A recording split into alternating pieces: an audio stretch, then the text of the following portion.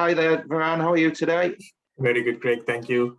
Good Yourself? to see you, mate. Good to see you and have a chat with you today. We're just going to touch on some of the stuff that you've done. And I'm hoping, based on some of the things we're doing, you can give us a bit of an overview of how you, I don't know, some of the stuff that you've been involved with in the hotel world, where you're from, and how you think that might impact on some of the client work that we're doing at the minute. In particular, I think on the commercial office side.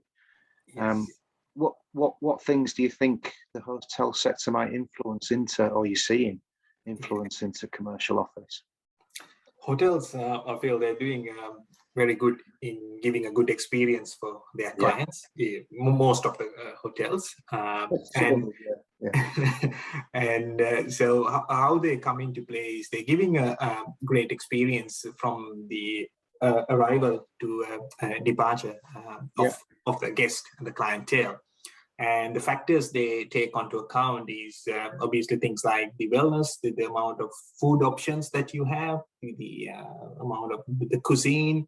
So the commercial buildings, we see that they're starting to adapting this level. When we walk into a main buildings, now we see there are a number of food options for their clients. And then the next one is the technology. Things like even if you see the digital displays, the televisions that they have, and all the AV audio visual equipment, right? See what sort of like you would have that music, and when you arrive into a hotel lobby, but you would see how many commercial buildings start to adopt that level of technology now. Giving that experience to the client. Yeah, and as you say, we've been working in a few grade A buildings, premium PCA type buildings, and you're right. The new refurbs that we've seen are smashing. They're incredible. They're maybe not playing too much music as such, but the visuals are smashing in the face, aren't they, these days? And just the design that's going into it means that you remember it and you actually go back there. You could have a full day in there, do meetings all day in them places. So you're right, I think. And then I think the other thing that's sort of pricking the senses of us is, and I'm not saying necessarily too much movement from the client at this stage, but I think it may come is off the experience that you've had in the hotels around the quarantine and all the stuff on the news about air quality and things. How do you think that's going to come through in the commercial property? Just based on what you know, what do you think?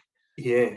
This is going to be extremely critical. I think within next few months, you would see most of the building consultant advisors start talking about this, and because what happens is the clientele, when they come back and occupy the offices, they would want to know what sort of system, what sort of air that they get into their office spaces.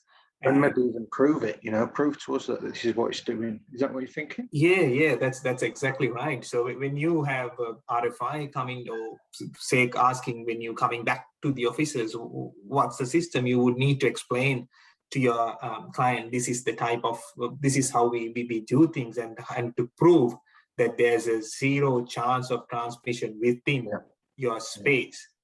And within the competitor set, that will be something really important that the owners to understand. I mean, we look at buildings in many ways around life and maintenance and expectancy of changes over time, I guess. But I think in the next 12 months, there's going to be a piece around, as you say, hopefully things are starting to get back to normal in time. But what is my system doing? Prove to me that you're doing it. And what's the plan for the future is the other point. Maybe there's going to be changes around design, do you think? Or it's more than the design. They would try to see the things that they could do in the short term.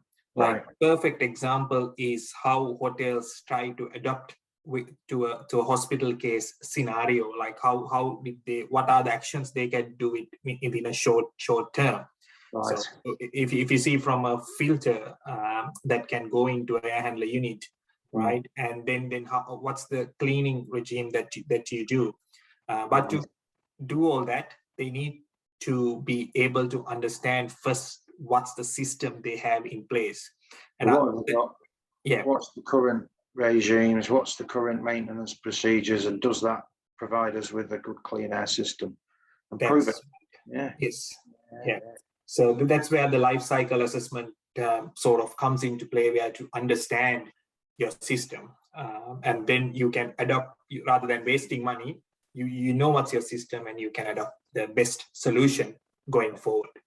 It's interesting, isn't it? I think where we're at is there's going to be more questions coming. I mean, we do a lot of life cycle stuff, which is great, but there's little aspects coming from the side and left and right and up and down on these overall things. So I think having you on board is going to be, it's really, really good, and it's going to open up that conversation in other areas, especially around that operational aspect.